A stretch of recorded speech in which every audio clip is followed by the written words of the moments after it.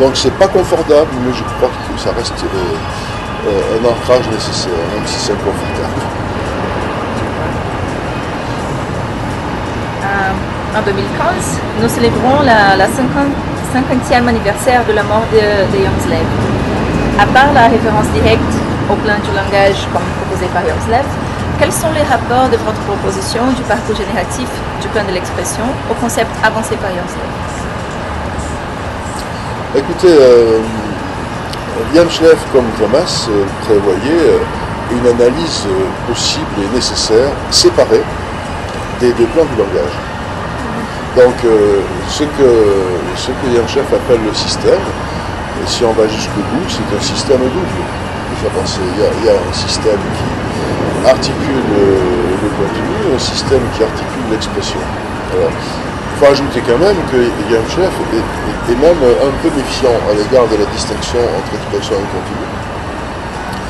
Parce que dans une tradition qui est assez fidèle à Saussure, il considère que, en quelque sorte, c'est au dernier moment qu'on décide ce qui est expression et ce qui est contenu.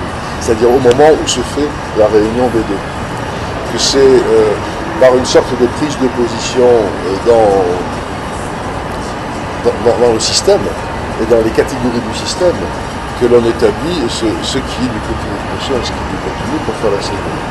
Et il dit quelque part que la différence entre expression et contenu est une différence en quelque sorte pratique, nécessaire, mais pas très opératoire, lui-même.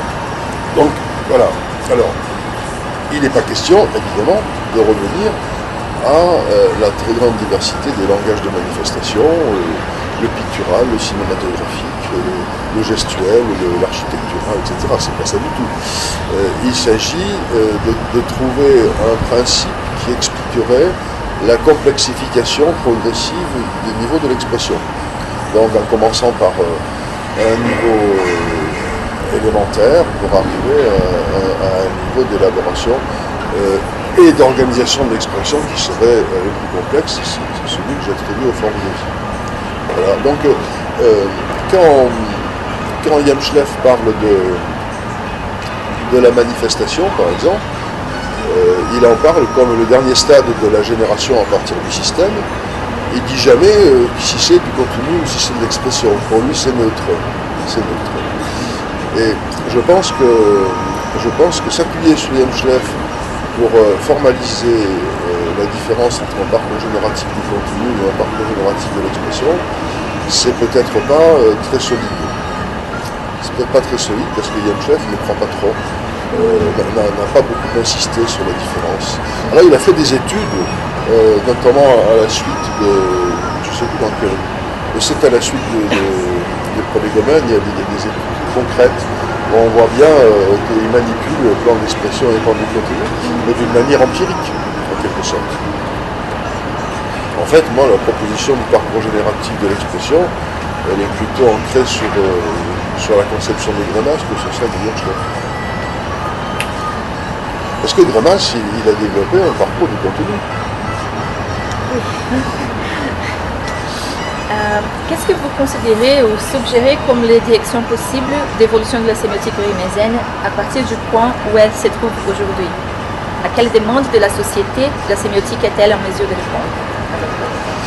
Moi, je pense que le projet de la sémiotique grammassienne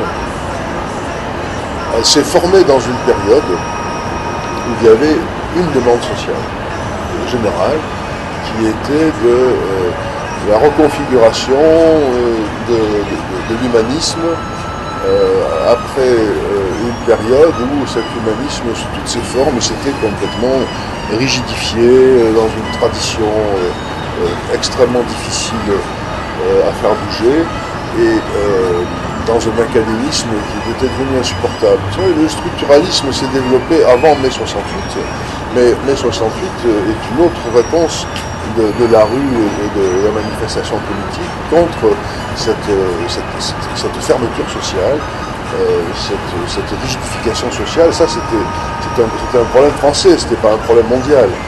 Il y a eu beaucoup de mouvements à l'époque de 68 dans le monde, mais c'était principalement à propos de la guerre du Vietnam. En France, ce n'était pas à propos de la guerre du Vietnam, c'était en réaction contre une société figée. Donc il y avait une demande. Il y avait une demande pas spécialement à l'égard de la sémiotique, mais à l'égard des sciences humaines et sociales. Il y avait une demande aussi, visiblement, pour sortir d'une espèce de chape de plomb idéologique qui avait été installée par tout le dispositif social et économique du redressement de l'après-guerre. Il fallait se redresser à tout prix. Et donc, finalement, il y avait une chape de plomb qui était accentuée par la guerre froide. Donc, pays libéral, capitalisme, etc. Le bonheur est dans le travail et dans le capital. Et puis de l'autre côté, les pays. Donc, la demande sociale, elle est venue quand cette chape de plomb idéologique, etc., est devenue insupportable. Et pour une génération qui était la deuxième génération d'après-guerre, c'est-à-dire ma génération, des gens qui n'avaient aucune raison d'adhérer à cette chape de plomb parce que eux, ils étaient de la deuxième génération, les résultats étaient là, ils en profitaient, mais voilà, le redressement était fait. Donc, il ne faut pas s'imaginer que les théories, elles naissent en réponse à de pures spéculations intérieures de tel ou tel chercheur. Là, il y a eu quelque chose qui était une réponse à ce grand changement. Aujourd'hui, je pense qu'on a des phénomènes de cet ordre, c'est-à-dire je ne parle pas de demandes ponctuelles. Il y a des demandes ponctuelles qui sont tout à fait passionnantes. Mais il y a une situation internationale et une situation de la planète, de l'humanité, qui, à mon avis, demande des réponses globales aussi. Et que les sciences humaines et sociales, avec les autres sciences, doivent contribuer à traiter. Donc il y a des problèmes liés à l'état de la planète, et de la planète humaine, comme de la planète physique. Moi je pense que c'est justement en analysant cet état-là, de la situation d'aujourd'hui, avec les autres disciplines, que la sémiotique peut relancer un projet. Et c'est pas forcément en bouleversant le système théorique, mais relancer un projet qui lui donne une vigueur sur 20 ans ou 30 ans. Moi j'essaie de le faire actuellement en France, parce que je pense que, encore une fois, dans le dialogue avec les autres disciplines, si on n'a pas de grands problèmes à traiter, on n'ira pas très loin. Donc on a un petit nombre de sujets sur lesquels on veut avoir cette collaboration, et ces sujets sont des vrais problèmes pour la sémiotique. Ce sont des vrais problèmes. Quand on parle de sécurité, par exemple, la sécurité, c'est un dispositif, des pratiques, des stratégies, ce sont des dispositifs visuels, des implantations vidéo, etc. Mais le fond du problème de la sécurité, c'est pas ça. Le fond du problème, c'est de savoir ce qui vaut la peine d'être protégé. C'est-à-dire, c'est une contention des systèmes de valeurs, c'est des confrontations des systèmes de valeurs. Et là, la sécurité, il y a des choses à dire, par exemple. Mais on sait analyser des systèmes de valeurs. Mais on n'a pas de véritable typologie du système de valeurs en sémiotique, par exemple. Donc on ne saurait pas vraiment traiter cette question. Voilà, c'est des questions scientifiques qui peuvent ouvrir sur des découvertes nouvelles.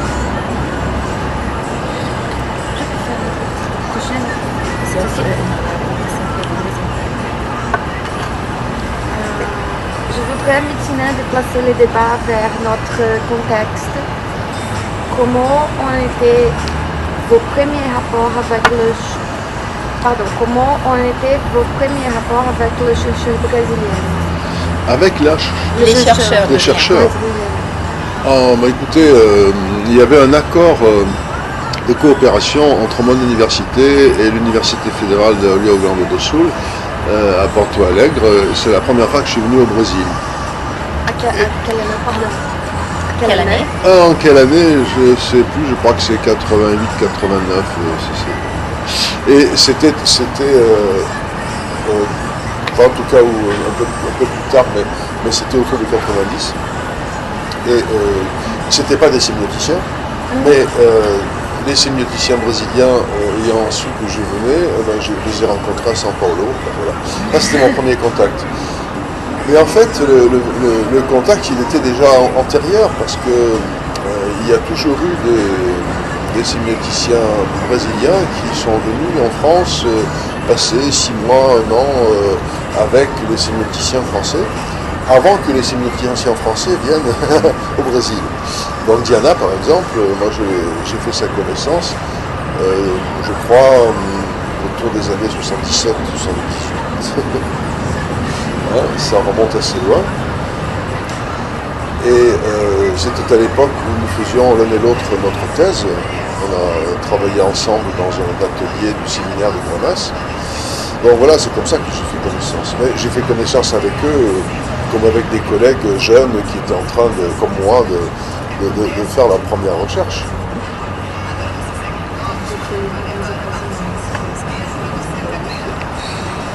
Comment comparez-vous?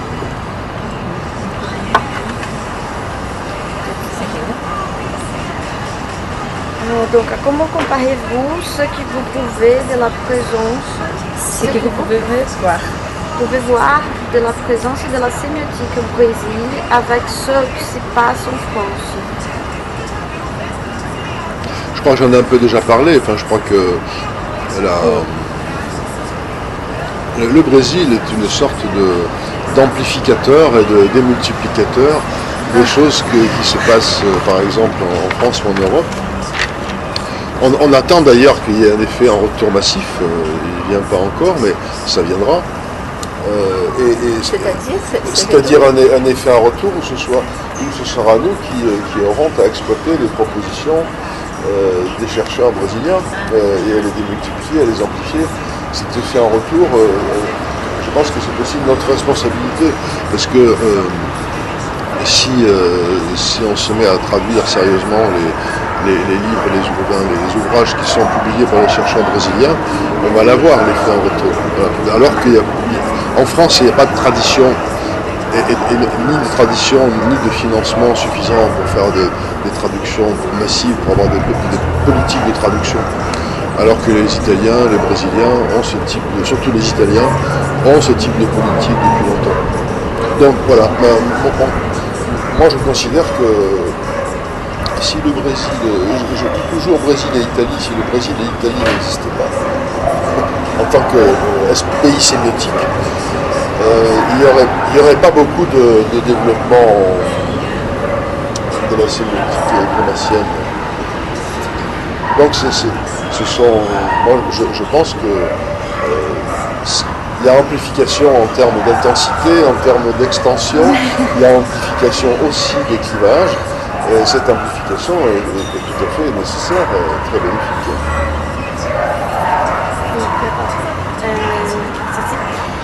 Quels sont vos principaux contacts au Brésil? Bon, les contacts sont principalement à São Paulo, à Araraquara. Donc à São Paulo, ce sont tous les sémioticiens que je connais depuis très très longtemps. Principalement parce que je les ai rencontrés d'abord en France et puis ensuite je les ai rencontrés au Brésil. Donc tous les collègues de l'USP, y compris les récents retraités, Fioline et Diana, et puis à la PUC. Et à la PUC, c'est un acadien et le groupe qui a été créé avec l'apport d'Éric Landowski. Et j'ai des contacts donc avec Araraquara parce que ça fait longtemps que les collègues d'Araraquara faisaient des séjours postdoctoraux ou doctoraux en France avec moi. Arnaldo a fait ça, Jean ensuite, et puis d'autres aussi qui sont passés à Araraquara. Autrement, j'ai eu des contacts avec des collègues qui se sont déplacés depuis.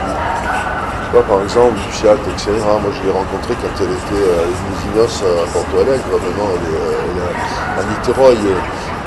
Glaucia, je ne sais pas son nom, elle est maintenant à Belo Horizonte. Moi je l'ai rencontrée ailleurs quand elle était ailleurs, donc c'est difficile de répondre où sont vos contacts, parce que mes contacts ils se sont beaucoup déplacés. D'accord. Je pense qu'il a déjà... J'ai eu un contact intéressant aussi avec Sonia Grubitz à l'université de sans programme. Oui, ça oui. Et donc, comment pourrions-nous favoriser l'échange d'idées et de recherches entre les deux pays, Brésil et France? Là, vous savez, la seule manière de favoriser, c'est d'avoir des programmes de recherche en commun et des échanges de doctorants et des co-tutelles de thèse. C'est les bonnes techniques que je connais. Et si possible, les deux ensemble. C'est-à-dire des programmes sur plusieurs années qui permettent d'avoir des liens et des échanges sur des sujets communs. Et puis, à partir de ces programmes ou à côté, des co-tutelles, des thèses. Et pour le moment, c'est bien le problème, c'est on commence à pouvoir faire des co-tutelles de doctorants brésiliens entre Brésil et France, mais on aura réussi notre affaire le jour où il y aura des étudiants français, doctorants français qui feront des co-tutelles France-Brésil. Ce qui n'est pas facile parce que le portugais est une langue très peu enseignée. Oui, j'ai vu beaucoup de jeunes chercheurs qui sont partis en France, mais de l'Europe vers le Brésil, je pense que je connais un belge et un italien. Non, mais le portugais est très peu enseigné en Europe et il est très peu enseigné en France en particulier, ce qui est assez historique, c'est comme ça. Il n'y a pas de demande, donc les postes sont supprimés, il n'y a plus de renouvellement, de l'encadrement. Dans mon université à Limoges, par exemple, pendant 15 ans, il y a eu un enseignement du portugais. C'était pas une licence complète, c'était une option, mais il y a eu cet enseignement. Et puis, d'après, il a disparu, puis je crois qu'il a été recréé. Mais c'est toujours les enseignements qui disparaissent les premiers quand il faut faire des économies. Voilà. Avec le russe, par exemple. C'est aussi aberrant d'ailleurs, parce que ne pas avoir de gens qui connaissent le russe aujourd'hui, c'est gênant. Alors évidemment, l'espagnol c'est très répandu, le mandarin pour le chinois c'est pas répandu, mais ça commence à se développer, mais le portugais, il faut l'apprendre plus tard, quoi. Voilà. Mais c'est possible. Moi je commence à me débrouiller un peu, c'est tard pour moi, j'ai passé tout ce temps.